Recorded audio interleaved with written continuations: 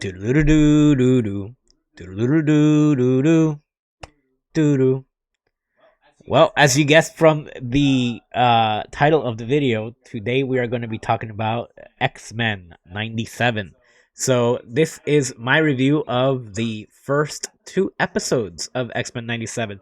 For those of you who didn't grow up in the 90s, you probably still know about the original X-Men cartoon show that did come out in the 90s. It's kind of the thing that really cemented X-Men in pop culture for a lot of kids. Of course, they'd been around for 20, 30 years by that point, obviously in the comic books and other types of media, but X-Men in the 90s was definitely brought to the forefront with the cartoon show, because a lot of kids, even though comic books had been around, really weren't exposed to what X-Men was and what X-Men could be, other than hearing about them or perhaps some action figures here and there. At that point in time, really, it was all about DC. It was all Batman, Superman, dominating in the theaters. Even it was the Superman movies, Batman with Michael Keaton, Val Kilmer even had a '90s Batman, and then later on George Clooney's Batman. But yeah, so really DC dominated like television, and they also dominated the theaters. So here comes Marvel in the 90s, and they sign on with Fox, and have like a pretty great lineup. So they do Spider-Man the cartoon, which Spider-Man had always been around, things like that, but it was again back in the day.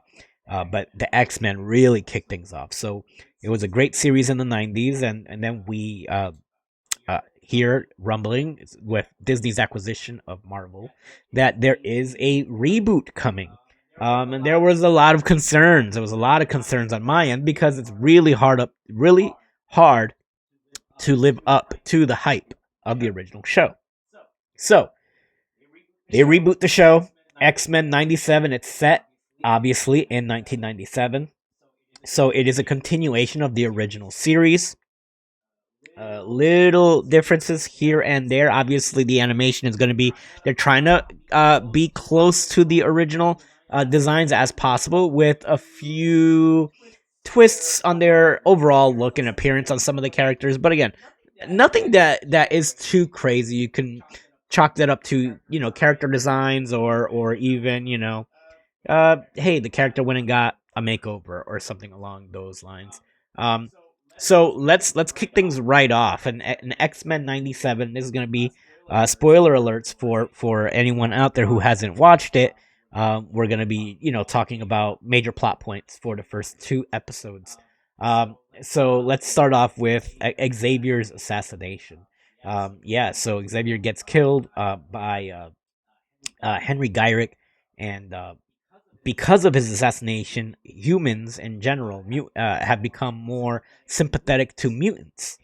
And this, of course, has led to a divide amongst not just humans, but also even other mutants. So, the Friends of Humanity, if you guys remember the original show, were a group of anti mutant human hunters.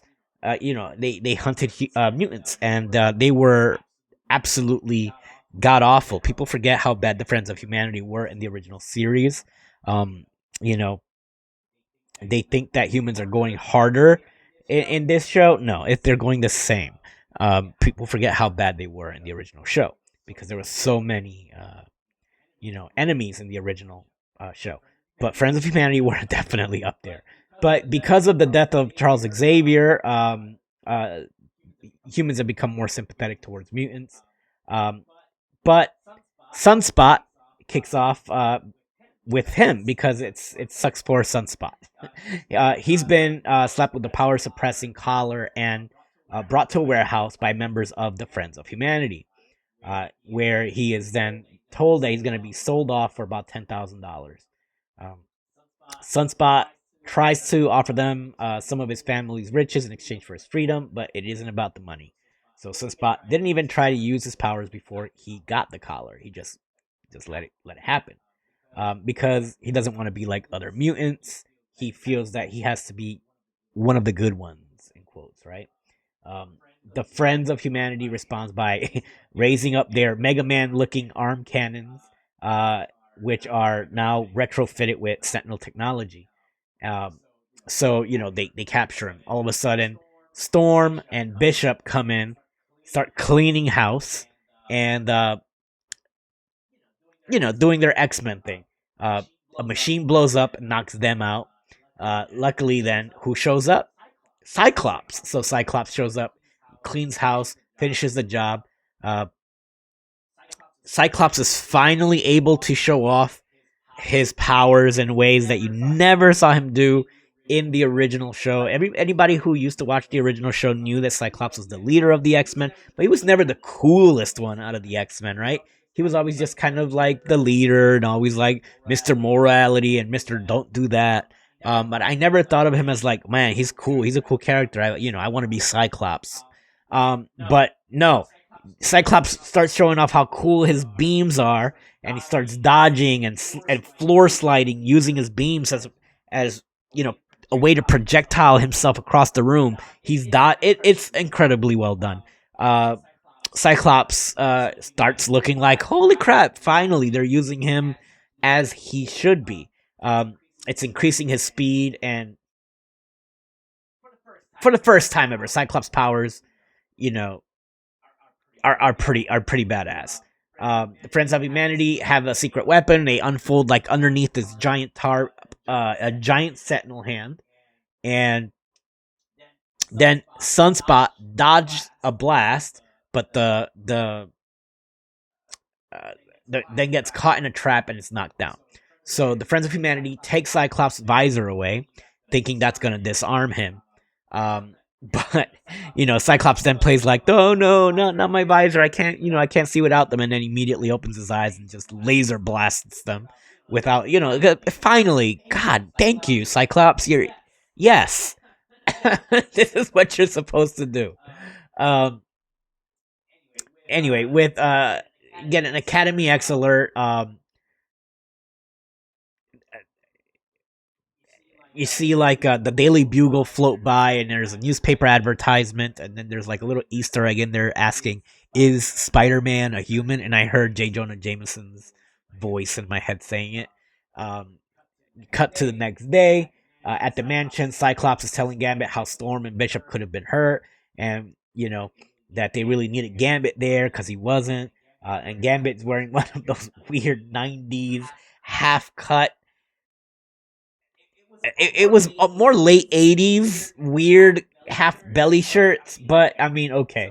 So they give Gambit this weird, sexy, slutty half shirt thing while he's cooking, and then Cyclops still worried about how things go down, and then Rogue and Gambit dismiss him immediately because now Cyclops is being the guy that we knew from the old show, just kind of being a pain in the ass and Mr. Morality, right? Uh, Rogue doesn't give a crap because she's like, hey, the Sentinels kick our ass all the time. But the idea is that by this point, there aren't any more Sentinels, or they thought there weren't going to be any more Sentinels. Anyway, so what happens after that?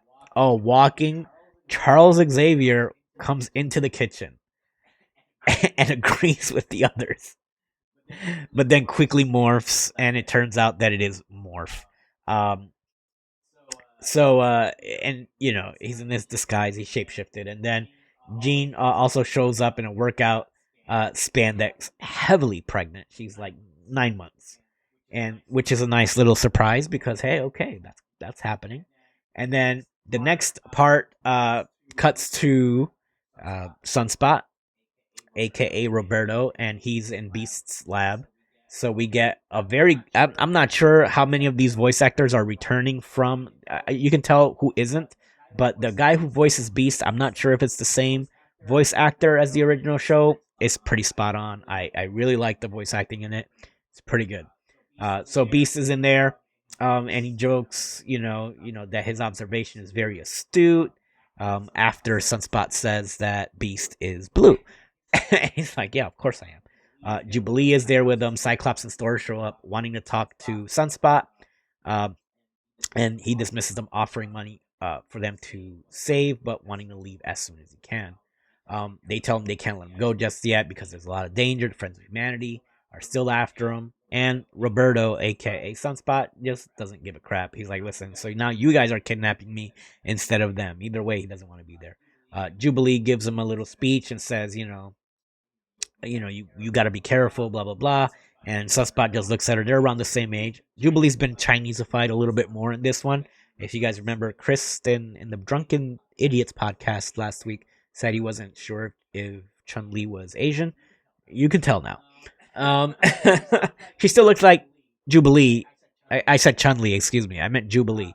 He couldn't tell if Jubilee was Asian. You could tell now. She's still very much Jubilee, but she's a little bit more Asian looking in this. So Sunspot says he's bored, and she takes him into the danger room, which is very cool. You see a little bit of Magneto. She gives him a little, speech about how they're family, blah blah blah. Meanwhile, the gang is discussing things over with Val Cooper, the head of the United Nations, and saying that the United Nations has destroyed all the Sentinels, and Boulevard Trask is missing in action. She assures them that they aren't making any more Sentinels, the government's not behind it, and they will keep looking into how the Friends of Humanity got into, Sentinel technology. Cyclops, of course, doesn't really trust the government, rightfully so. Jean and Scott then talk about, how they were the first class. They look at, a picture hanging up on the wall, and there's a cool first class picture there. And they kind of reminisce about their days. And Jean kind of tells him, like, it's time for us to stop worrying about the X-Men. They're good. They're a great team. And perhaps it's time for us to leave the X-Men and raise our kid. So that's, one of those things. As a basketball then crashes through the window, and the team is playing basketball outside, Jubilee blasts Wolverine with some fireworks, and she did this because during the danger room scene, Wolverine comes out, makes his debut, and scares the crap out of Sunspot, and Sunspot leaves immediately. So she's like, this is what he gets for scaring away Roberto. And Cyclops then immediately tells them that they have to go find Sunspot. They're not calling him Sunspot yet, just Roberto. But for being lazy, and then sends them off to look for him. Cyclops later tells Jean that he knows someone who can find Boulevard Trask, the man who killed Magneto. Or should I say Xavier? Anyway. The man who killed Xavier. Anyway, the X-Men tracks Boulevard to a nightclub where they all split up to look for him. Rogue laments how everyone is getting down and touching skin. And of course, you see Gambit trying to be slick, like, hey man, I'll take my chances. Of course, she's wearing gloves and he, holds her hand. Meanwhile, Morph hangs out with a beer drinking Wolverine. So Morph and Wolverine have reignited their friendship. And then you see on the floor is Roberto, and he's dancing. And Jubilee approaches him. She does some cool little, fireworks display as she's dancing. Being a teenager or however old they are in this show, and yeah, they're just having a good time. And then finally, the X-Men catch up to him. Roberto meaning, and they're like, hey, what are you doing here? As the Friends of Humanity show up to the club, and they quickly dispatch them as the X-Men scare them away, and they let Roberto know with a hat of the Friends of Humanity that they were there, and they were there to get him. So Scott, Storm, and Bishop visit Gyrick in prison. Gyrick, of course, doesn't want to talk to him. He dismisses them and recent mutant sympathies as a fad that people only care because they're in vogue now. But most people know that if you make room for others, you have less room for yourselves. Tolerance is extinction, according to Gyrick. So, he's afraid of losing his way of life. Since he's being unreasonable, Jean, using Cerebro, enters Gyrick's mind to learn where he might have kept a second master mold of the Sentinels. But something's wrong, and Jean screams. She has a vision where she's in uniform, not pregnant, in a desert. She runs to a crib to meet a crying baby, and then looks down in her arms and finds that she's now holding her infant son. Now they're surrounded by graves. A master mold rises up from the ground and vaporizes them. And Jean wakes up screaming. Later, the team goes to the Sahara Desert to track Trask and the Master Mold of the Sentinels. Their banter is interrupted by a Sentinel attacking their plane. They beat that thing down and then later find Bolivar, who was warned by Gyrick via friends in the prison staff, and then he attacks them with Sentinels. They have a barrage of Sentinels. But the X-Men completely wiped them out because they're the X-Men, and they finally have a cool fight scene, and the theme song kicks in, and you're like, oh, okay, this is what it's about. So yeah, they pretty much just wipe them out. Beast climbs onto one of them and pilots it like a mecha at one point. It's badass. The Sentinels overwhelm them through sheer numbers until an Omega level threat, in quotes, comes to help them. Storm immediately just pulls out all her stops and summons in one of her great speeches all of the weathers and lightning bolts and all of that. And then Wolverine's with others' assistance has a cool scene. So Wolverine is running, doing his Wolverine thing. Gambit hops on his back, charges Wolverine's claws. Wolverine does his infamous jump and slices the Master Mold's head right off with the explosion from Gambit's charged up claws. Cool way of combining their powers. I love that. And yeah, one of the cooler action scenes that you'll see. You'll later see at one point, I totally skipped over this, but at one point, you see Cyclops falling out of, an explosion in the air, right? So while they were fighting or whatever, and Cyclops, everybody is free falling out of the sky, and he tells everybody, "All right, good job, everyone. Everyone is safe." And he's the only one still free falling. He goes, "I'll see you guys on the ground," and he decides to just take his free fall dive by himself. Giant laser beams shoot out of his face to slow his descent down, and lands like a badass superhero in a giant crater. And Cyclops is a badass, so he's finally getting his flowers. Later, after all of that, Jubilee tries to sell the X-Men to Roberto and tell him that, hey, we're a family, it's not just a team, you should join us. But Sunspot feels bad because he can't tell his parents that he's a mutant, and it feels like he's lying to them because of it. So he doesn't want to be an X-Men. He doesn't want to be himself. Then they flirt a little bit, and Sunspot hands Jubilee a business card and departs. Cyclops and Jean are ready to announce to the team that they're leaving, but they get an alert of an intruder. And who shows up? Magneto. Magneto, who's entered Xavier's office and is now reading his will. According to the will, Xavier left everything to him. But until the show is, and Magneto shows up with the weirdest freaking suit ever. I hate it. He's got a giant M, the queerest M on his suit now. So I guess this is his new look. I hate the M, but I guess M is for hope, like that's Superman's S, right? Anyway, so that's episode 1. Pretty good so far. Animation a little bit weird sometimes, movements a little bit funky, but it holds up in the action scenes, man. It holds up. So that's episode 1's review. So far, so good, peeps. And then we're gonna just go into episode 2. So, Friends of Humanity rounding up the Morlocks. Remember those guys? Morlocks, the group that Storm once led. The mutants that hid underground. Magneto shows up, beats up the Friends of Humanity with a badass, show of magnetism.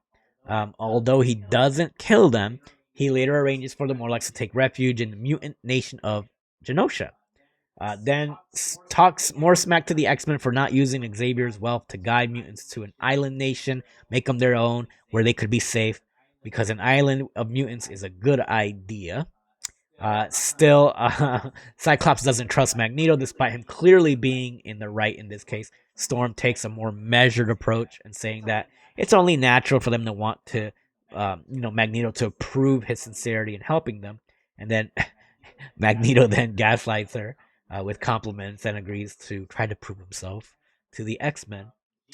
Jean and Storm pack up, and we get a scene where Jean and Storm talk on Jean's bed, and kind of show their friendship. Later, Rogue comes to Magneto to talk in his office, or Charles's old office. Magneto just can't quit Xavier. They have the weirdest. Yeah, they almost sounded like they were lovers. The way he talks about Xavier and the way he loved him. But that's neither here nor there. I wouldn't be shocked if they have a flashback episode later on if they wokeify the series where Magneto and Charles were something else. Anyway, he talks about the need to honor Xavier's wish. Rogue sympathizes with Magneto as she was also, a former villain the X-Men took in. She thinks Magneto can earn their trust through his actions. Magneto starts feeling up her hand and getting a little close, but she stops him from degloving her as if, and then he asks if he knows about their past, and Rogue says that cat's got to stay in the bag. When he says he's referring to Gambit. So Rogue's like, oh, that cat's got to stay in its bag. So anyway, seems like Magneto smashed Rogue. So if anybody out there wants to know how that's possible, how can Magneto do anything with Rogue if Rogue kills everybody? Well, and maybe they'll have to explain it in the show, but if anybody know who Polaris is, go look up Polaris. Rogue does absorb Polaris's powers at one point, and those cancel out Magneto's magnetism, but it also cancels Rogue's abilities to Magneto. So Magneto can touch Rogue. Anyway, so she tells him that cat's got to stay in the bag. They ignore this plot point and move on. When helicopters arrive, and it's the United Nations lady, and she shows up with a gang of dudes with guns, these cool anti-Magneto guns. They want to bring him in. Magneto's like, oh, so you've got these anti-magnetic guns, huh? And immediately realizes they flew in on helicopters. Turns all the helicopters onto the sides with the blades rotating as fast as they can. And he brings him in as he's about to, handle his business. He's showing them like, listen, you idiots, I could slice you up if I wanted to. This isn't a thing. So he's using their giant helicopters with sharp blades, which of course is made of metal, against them. And he shows them like, hey, I'm willing to use them. So to prove that he's a changed man, he says, so if I go to this court, this international court, and I prove my innocence, you will then trust me. I will gain your trust, right? And the United Nations lady Val says, yes, of course, we'll do that. It's the way to do it. So Magneto agrees to be arrested. They pop a collar on him so he doesn't have his powers, and they cart him off. People are protesting in front of the United Nations, hating on mutants and Magneto. Friends of Humanity are there to stir the pot, of course. They have guns. And at the United Nations, the trial of Magneto begins. Magneto immediately playing the Holocaust card, saying that, people were always hating on him. And, the people that he was hunted with at one point then became the people that hunted him. So he has always been oppressed. So, Magneto has the victim card to play and the Holocaust card. And so he's using it in court. And then he says that even the oppressed can become oppressors. And then he says Xavier knew this and believed that they can change the way things are and instead have them all live in harmony. The United Nations guy says, oh, well, that's nice, but what about all the people you hurt? And Magneto says, well, what about all the mutants people hurt? And then the United Nations questions if Magneto is really willing to walk Xavier's path. Protesters breach the perimeter. And of course, they're going straight for Magneto and the judges, since they're willing to give this monster a fair trial, which make them traitors in the Friends of Humanity's eyes. Magneto's pretty smug about it. Most of the X-Men who are at the trial try to, quote unquote, de-escalate things, but how can you reason with the Friends of Humanity, right? So Wolverine is like watching everything on the TV, and he's like, "Oh, Jean, we've got to go. We got a Friends of Humanity thing happening over there." And immediately, Jean decides, "No, I'm gonna go into labor instead." So Wolverine has to rush, jump into his car, and starts nearly running people over at one point. And Jean actually has to telepathically use her power to move people out the way because Logan is still in love with the lady who's pregnant by Cyclops. So he's doing whatever it takes to get her to the hospital. Um, Jean gets into the hospital and is denied because she's a mutant. The doctor decides he doesn't want to, operate on or take care of mutants. So Jean tells Cyclops, "Hey, I'm delivering a baby over here," and Cyclops tells Rogue to go to the hospital, and they do. And Cyclops then tells Rogue, "You know what? He's not going to do the job. Why don't you just give him a love tap and you'll deliver this baby?" So Rogue freaking does. She knocks the doctor out by touching him. She gains all of his knowledge, and she's going to go deliver a baby. So fast forward. So we go back to the United Nations. We cut back. Magneto creates a cage using magnetic energy and metal, protecting innocent people of Friends of Humanity, which then Storm supercharges it and creates like a electric fence. For lack of a better word, it's literally electricity going through the metal objects. And then all of a sudden, who shows up? Friends of Humanity. Executioner. Executioner, for people that don't know, was a major badass in the comic books. Major thorn in the X-Men side. An Executioner, who's a regular human, has special weapons, and he aims a sniper rifle right at Magneto, who's out in the open and defenseless. Storm peeps that, and she runs into the shot to save Magneto and gets nailed. And of course everybody's concerned, like, oh my god, is Storm about to, die? So they quickly, Magneto sees this and immediately turns on the United Nations Council. He realizes, like, this is a losing battle. Now they're going to, they're going to kill me, and there's nothing that I can do. I tried to do it your way. He points to the judges, one of them who looks exactly like Sotomayor, the Supreme Court justice. It can't be a coincidence. She looks exactly like her. And anyway, points to Stormy, goes, "This is why. This is why we can't do this. Look at this was their dream, and all that you've done is basically obliterate it." And he makes sure that lets them know that the only reason that he hasn't killed everybody is because he's gay for Xavier, so he won't do it.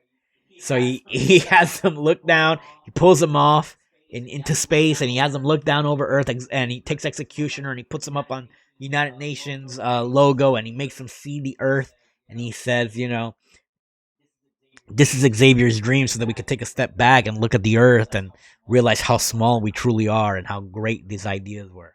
And he looks at them again and goes, "I'm going to try and be a good guy, but these humans, they got it coming to them if they don't watch out."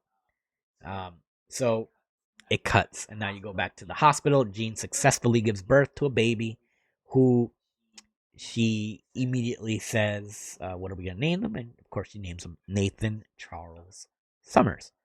And then creepily, Wolverine watches Jean and Scott make out. So Magneto is pardoned.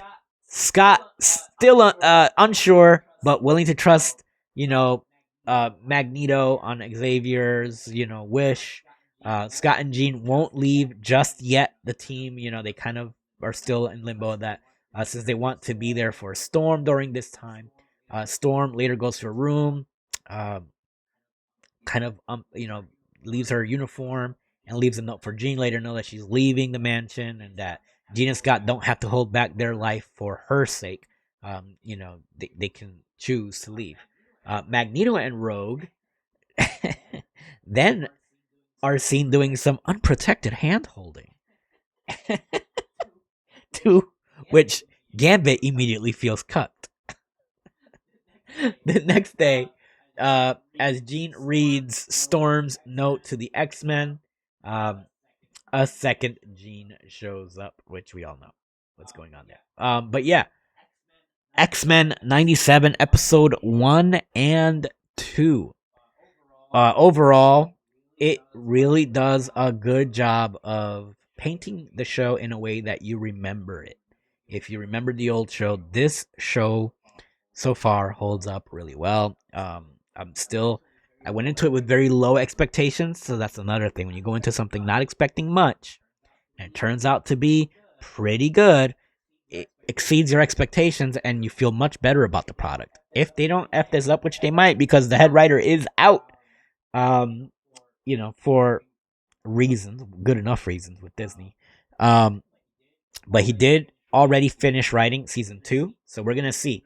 We do know that Morph is later on going to be revealed as a non-binary character. I don't know how I feel about that. Yeah, as long as it's not a major plot point and just a passing whatever. If he doesn't try to hit on Wolverine and tell him that he's in love with Wolverine, we're good. Hey, we're gonna find out. Gene. He's probably gonna try to hit on Wolverine and then turn into Gene and be like, I can look like whatever you want. Anyway, X-Men 97. If I have to give it a rating, we are going to give this show an 8.5 out of 10 so far. Episode 1 and 2, they live up to the hype. It's good. Animation could be a little better. Overall story is dope. And I want to see what happens next. I'm interested, and you got me so far. So let me know in the comments what you guys think. Are you guys a fan of the original show? Are you going to give X-Men 97 a chance? Have you already watched it? What are your thoughts? Did you like the episodes? As always, we'd like to ask you to hit that share button, like, and subscribe if you haven't done so already. Man, it really helps. We're just on the way to 100. We just want 100 subscribers by the end of the year. It's March, and we're stuck at 38 or 39. Thanks a lot, guys, for joining us or joining me every week and every time we put a show up. Star Flag Media, and as always, want to wish you guys a good time, and thanks for coming through.